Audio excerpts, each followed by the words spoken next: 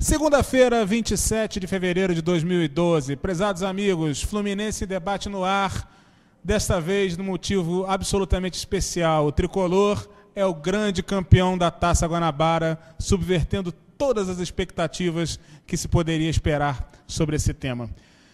A presença dos nossos grandes craques na mesa, nossos queridos cronistas e convidados, passarei a palavra inicialmente para o grande, o indelével, o inacreditável Marcelo Vieira, que dará suas congratulações iniciais e sua opinião, seu boa noite e suas saudações tricolores. Boa noite a todos os amigos da mesa. Hoje nós temos uma mesa recheada de craques aqui, como o nosso tricolor ontem. Bota recheio nisso. Nosso tricolor, palavras de Abel Braga, fez a melhor partida na temporada. Eu vou ser um pouquinho chato no meu destaque inicial, Paulo. Eu não queria ser chato, mas eu estou me vendo na obrigação. Vejam vocês que se o Fluminense tivesse perdido para o Botafogo, se não tivesse empatado naquele lance que o Deco encontrou o Leandro Eusébio dentro da área, o Abel já ia estar perigando cair no carro, cair no comando do Fluminense. E eu achei uma temeridade, porque o Fluminense jogou com apenas 4 jogos com a sua equipe titular nessa temporada. Taça Guanabara, na minha opinião, eu respeito todas as opiniões divergentes, não é para derrubar treinador. Felizmente deu tudo certo, o Fluminense venceu a Taça Guanabara, agora pode priorizar a Copa Libertadores, e aí vamos ver no que vai dar. Mas pelo que eu vi, na tarde desse domingo, esse ano promete muito, Paulo, promete muito mesmo. O Fluminense não vai ficar por aí só pela Guanabara, não. O toque de bola lembrou o time de 2008, naquela Libertadores que a gente sabe que foi inesquecível. Assim esperamos, oxalá. Imediatamente após nosso craque Marcelo Vieira, a máquina de articular palavras e crônicas, Sérgio Trigo, dá sua boa noite, suas congratulações e fala sobre o Fluminense campeão da Guanabara. Boa noite a todos, aos amigos presentes aqui, boa noite aos que estão nos assistindo. Bom, saí do Engenhão ontem, feliz com o título, extremamente frustrado que o Fluminense perdeu a chance de aplicar uma goleada sonora em cima do Vasco da Gama. Ontem nós tivemos a oportunidade de fazer 5, 6, talvez mais, e era a oportunidade de pisar no Vasco, matar o Vasco na temporada, acabar com a temporada do Vasco da Gama. Infelizmente não conseguimos e além dos gols perdidos, ficou para mim uma sensação que a nossa defesa continua sendo um problema. Eu acho que o momento agora é de comemorar, óbvio, mas não podemos fechar os olhos para o que aconteceu no final do jogo, em especial, e em alguns momentos da partida. Mas a hora é de comemorar, sem esquecer dos nossos defeitos.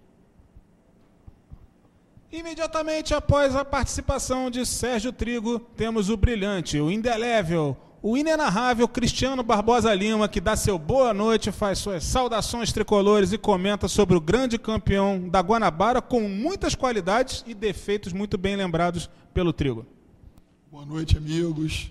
Desculpe aí minha voz. Ele quase não gritou ontem, vocês percebem. Comemorei bastante, graças a Deus, com o time, com toda essa torcida maravilhosa. Cristiano, você estava com quem na comemoração? Você estava onde exatamente? Conta aí pra galera onde que você estava. Peraí, a gente vai ganhar algum cachê da Porcão pra isso? Não. Agora você já contou, né? Mas eu tô falando a companhia, acompanhado. Tava de quem? Dela, né? Bom, tava do lado da grande Taça Guanabara, que eu não vejo desde os meus 19 anos de idade. Brincadeira, né? Mas chegou a hora. Eu acho que foi bacana o resultado, eu gostei do placar, acho também que o Fluminense poderia ter metido 6, 7, mas foi até bom, Trigo, não ter colocado tanto, porque o Vasco continua em dívida com a gente. E essa dívida ela vai durar muitos e muitos anos ainda. E o Abel Braga é muito sortudo, meu amigo, você é sortudo demais. Ouvi dizer que o Renatão estava lá jogando futebol ali na praia, só esperando, cara, um tropecinho de nada para assumir. Mas é isso aí, Abel. Parabéns pela sua sorte. Continue assim. Proposta a palavra de Cristiano, falaremos com ele. O bendito Flu em forma de gente. William Viana dá seus pareceres iniciais e as saudações tricolores. Saudações tricolores aos amigos da mesa, a torcida do Fluminense que está de parabéns, assim como o elenco de guerreiros que nós temos. Eu queria citar alguns pontos aqui. Alguns negativos, que é o Carlinhos, o que foi o Carlinhos, o que é aquela defesa na bola aérea, principalmente porque todo ataque do Vasco tinha alguém para cabecear lá e todo mundo ficava olhando, procurando mosquito, borboleta, o que for.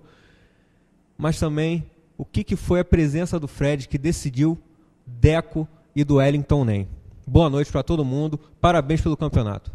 Eu faria uma pequena pausa, uma pequena observação em relação ao seguinte, depois quero compartilhar com os amigos da mesa. É claro que a nossa defesa não é a 8ª, nem a 7ª, nem a 5ª maravilha do mundo, e bem sabemos disso. Enfim, ganhamos, fomos bem, tivemos nossas falhas. Mas eu já pergunto a você mesmo, William, em relação ao seguinte, talvez a defesa não tenha falhado mais, principalmente na fase final da partida, porque a proposta do Fluminense de recuar, ao invés de manter e priorizar a posse da bola no setor da intermediária do Vasco, tenha feito com que a gente tomasse mais pressão, principalmente depois do gol vascaíno? Eu acho que a defesa recuou sim. Agora, o Vasco, ele achou aquele gol, tá? E ele foi muito mais naquele fogo de, time da virada, vamos conseguir empatar, vai dar para levar para os pênaltis. Agora, não tinha jeito não, a defesa, o Fluminense realmente recuou, mas a defesa ela é muito insegura, infelizmente. Agora eu perguntaria para Cristiano. Cristiano, afora Deco, porque eu acho que vai ser uma unanimidade na mesa, mas você tem o pleno de total direito de discordar, quem foi o grande destaque da partida para você? Quem te chamou mais a atenção? Se foi o Deco, fala do Deco. Não, claro, mas antes eu queria só complementar aqui o problema da defesa ontem. Eu acho que, mais uma vez, o Abel foi infeliz na mexida.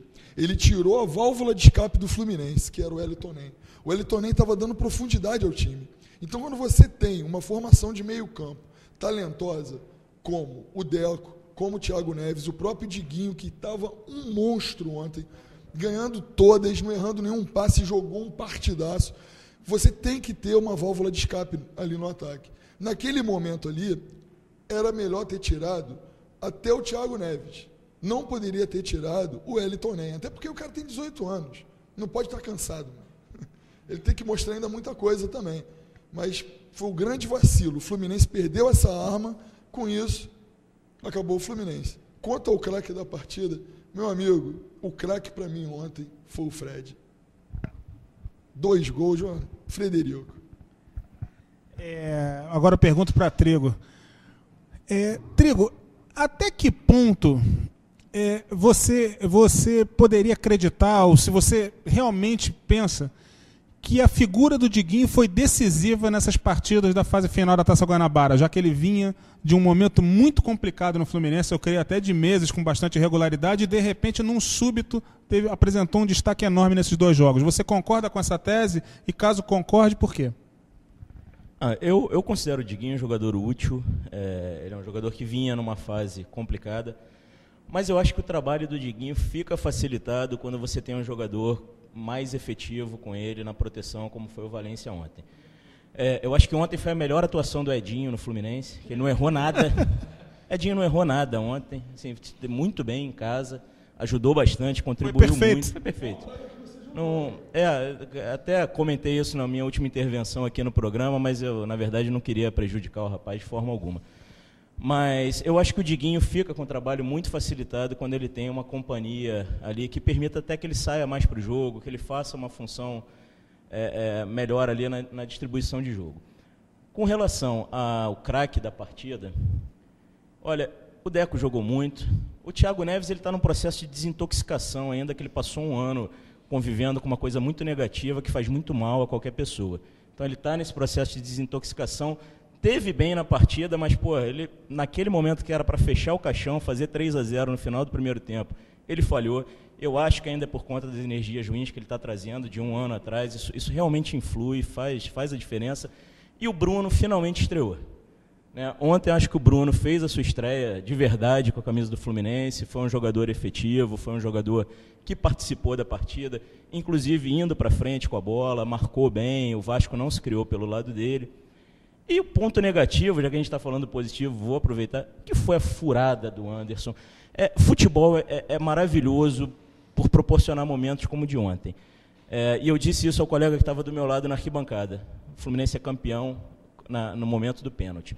Quando seu zagueiro dá uma furada colossal, o atleta adversário apanha a bola, acerta a trave, e na volta você tem um pênalti ao seu favor, tá dando tudo certo. Ótimo, que legal, deu tudo certo, foi fantástico, mas a nossa defesa continua causando calafrios. Eu escrevi isso no início da temporada, que a gente ia ter muito jogo do século esse ano, muito 5-4, muito 4-3, porque nós temos um meio-campo e um ataque muito bons e uma defesa que permite esse tipo de situação ao adversário. Mas o meu destaque é o Deco também, o nosso amigo Anderson ontem fez uma partida sensacional, muito boa, e aquele gol coroou a bela atuação que ele teve. Ele que não é um jogador de muitos gols, mas aquele gol ontem coroou a boa atuação do Deco.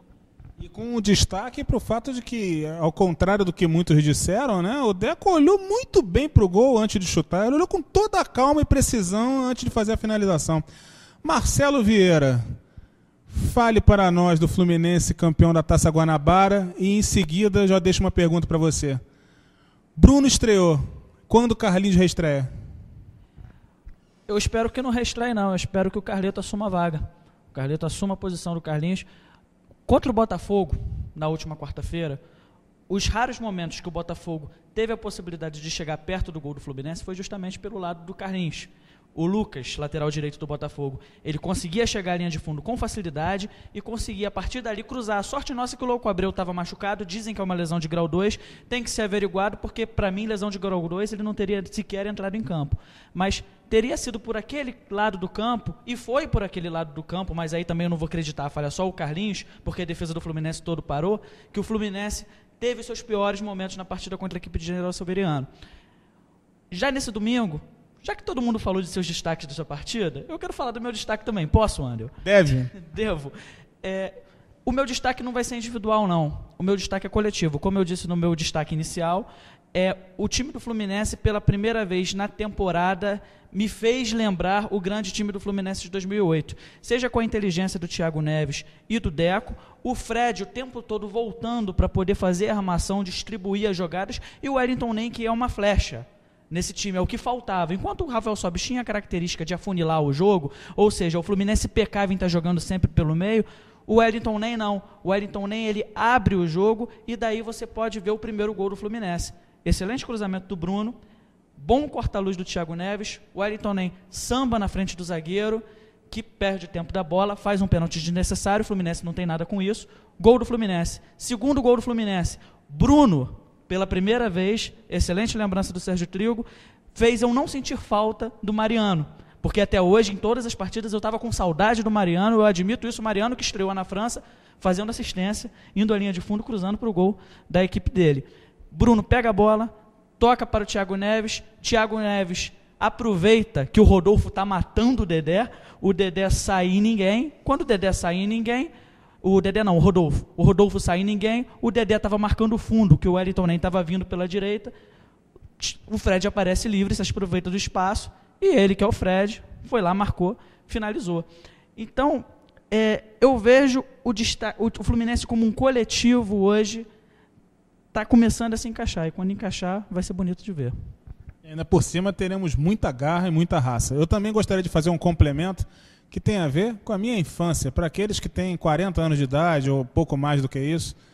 Como o Wellington Nem lembra o eterno e saudoso ponta esquerda Zezé, campeão pelo Fluminense no ano de 1980. Essa lembrança não se dá propriamente pelo estilo de jogo, mas pelo jeito, é aquele cabelão, aquela simpatia, enfim, aquele ímpeto. Nisso parece que o Zezé reencarnou, não do mesmo jeito nem do mesmo formato. Paulo, só uma observação que eu esqueci, eu até falei, poxa, eu falei dos 2 gols, faltou alguma coisa, né? Sim. O lance do gol do Deco, que vocês falaram que ele olhou realmente para o gol, chama a atenção que o Wellington Nem, ele tinha vindo para a linha de escanteio, a defesa do Vasco sai com 2 jogadores, e nisso o Deco, que estava no centro do campo, inteligentemente se desloca para o bico da entrada da área. O Thiago Neves, mais inteligente ainda, em vez de cruzar, dá um lançamento para o Deco, ele recebe livre, com a possibilidade de fazer aquele chute. É gênio, é gênio. No próximo bloco, mais e melhores informações, debates e polêmicas, se é que é possível ter algum tipo de polêmica sobre o Fluminense, grande campeão da Taça Guanabara. Daqui o juiz ajudou, Paulo. A gente retorna.